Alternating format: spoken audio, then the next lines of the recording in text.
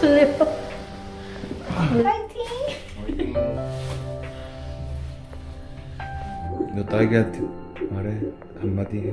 딸기. 딸기야, 엄마 걱정하지 말고 빨리 나와. 힘들게 하지 말고.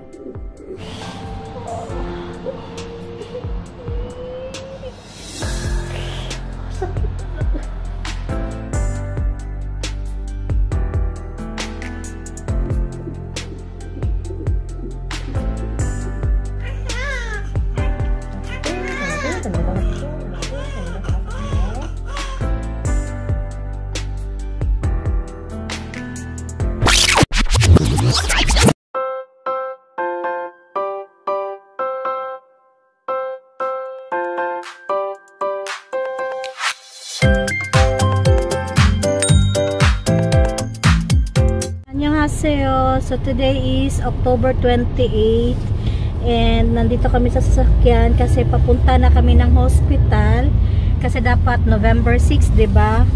And schedule ako ngayon. Schedule na ako this day kasi nga para hindi masyadong lumaki yung bata and medyo umiyak tayo kasi iniwan ko si Duyon sa lola at lolo niya. So I hope maging normal tayo, no? Kaya natin to. Ayan, dito na kami sa hospital. Kinakabahan ako. Hi. 어때? tulip. 우리 삼촌 바로 가야 돼. 맞죠? Kaya medyo mapula-pula pa yung mata natin. Parehas kaming kinakabahan. Good luck, fighting!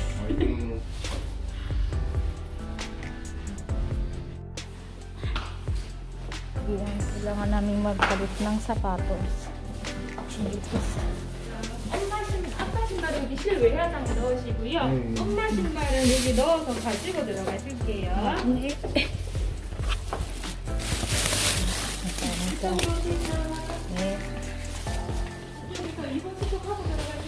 Ito na kami sa loob ng room. Nakikita na.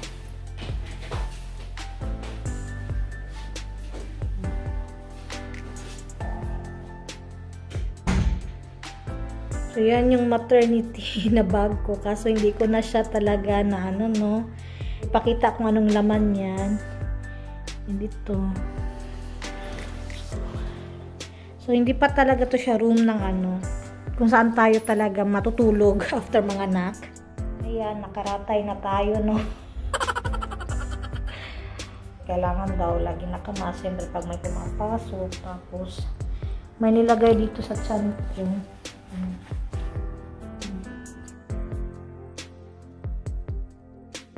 Naka-dextrose tayo. So it's 8:40.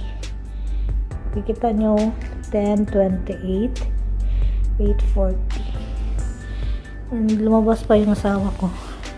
So hindi ko kayang lagi nakamask. Lalo na nakahiga para akong binungot.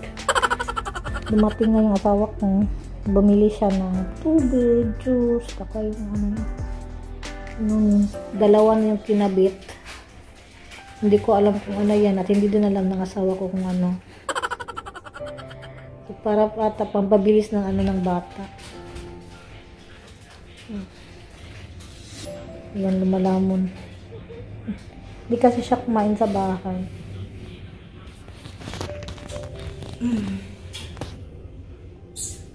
Pagpasensya nyo na.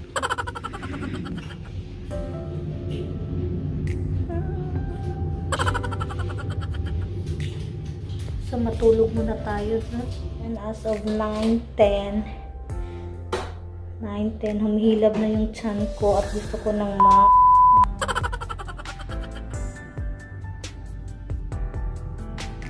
sumasakit na ba? Kaka-CR ko lang, no, and Diyos ko Lord. Sayang hindi ko nadala yung cellphone. Bago kasi yung CR. So, ano, tawag dun. Bago din yung American standard siya ba. So, may pipindutin ka lang. Hinahanap ko saan yung flash. So, kailangan mo talagang magbasa at walang English. Hanggang mal. Giatay. Kaya kailangan mo talaga magbasa. Nilab talaga siya.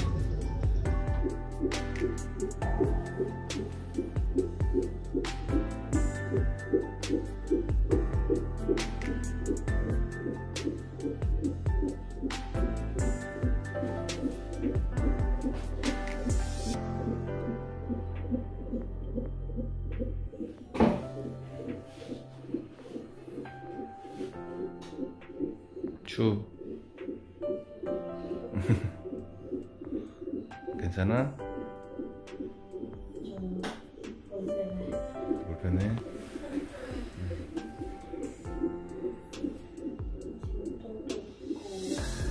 너 딸기야 말해 한마디 해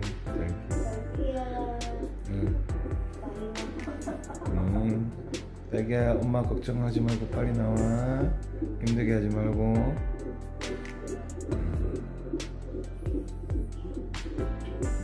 쉬어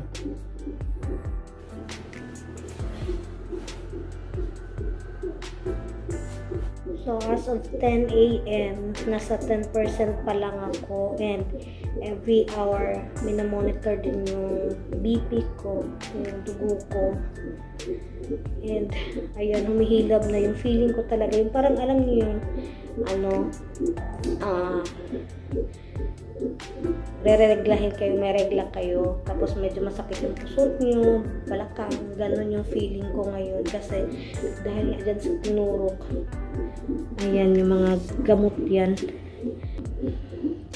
So, parang gusto kong uminom ng pang-dysmenorrhea na gamot. Pero kaya pa naman. Ayan, pag hindi na kaya yung sakit is baka turukan ako sa likod niyan.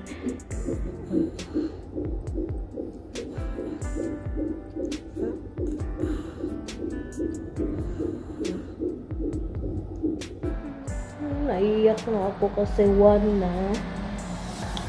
Pero 15% pa lang siya. Eh, sakit na kasi ng bewang ng ano ko. Ano ba yan dito?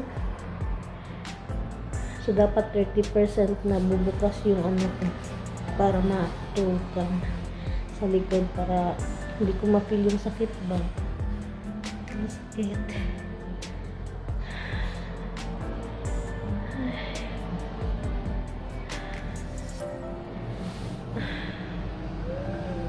Ayun na naman siya.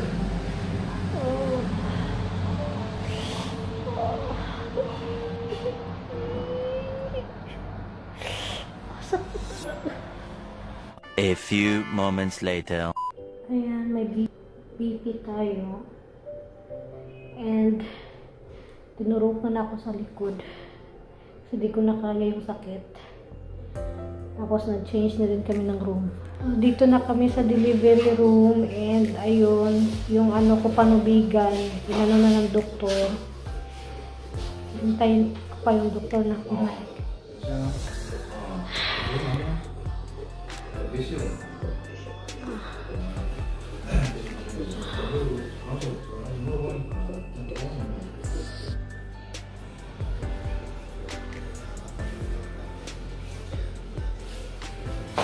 Hello.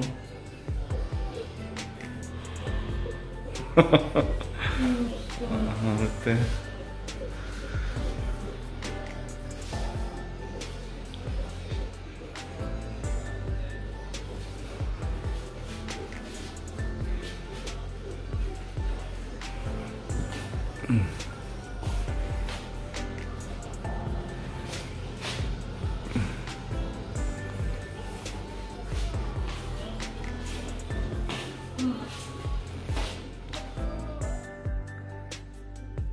Ayan, as of 6:31, 40% pa lang siya, no? So, nandito tayo sa delivery room. Pero wala akong feel na sakit kasi nga merong painkiller na tinusok sa akin. Kaya hindi ko na na-feel yung mga labor pains. Kanina talaga, Diyos ko, iyak na ako sa sakit. And, so, ito yung ating painkiller, yung my blue. 15 minutes later.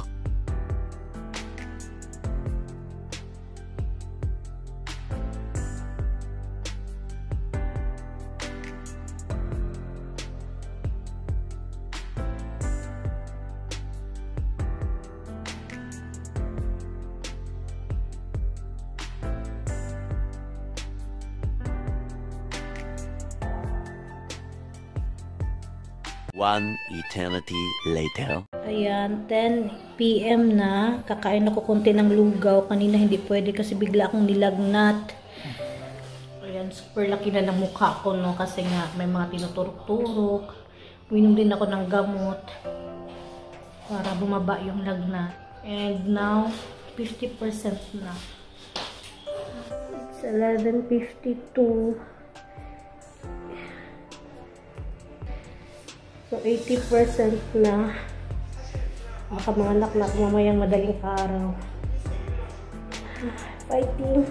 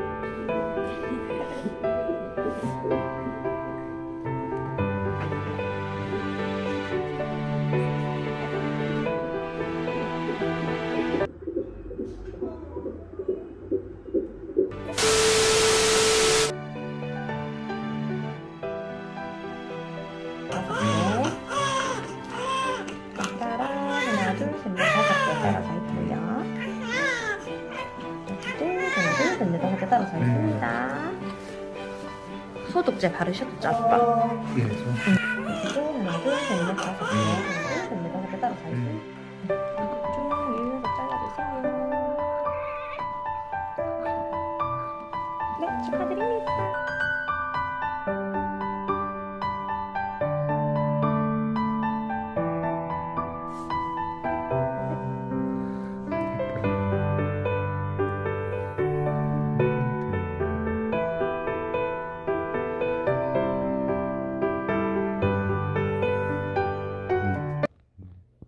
Anyong, it's 2 AM na and umuwi muna yung asawa ko and meron na naman tinurok sa akin para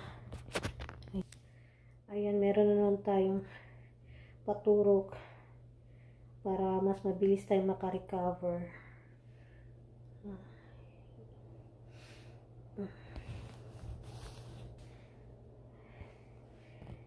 And ayan, matulog muna ako.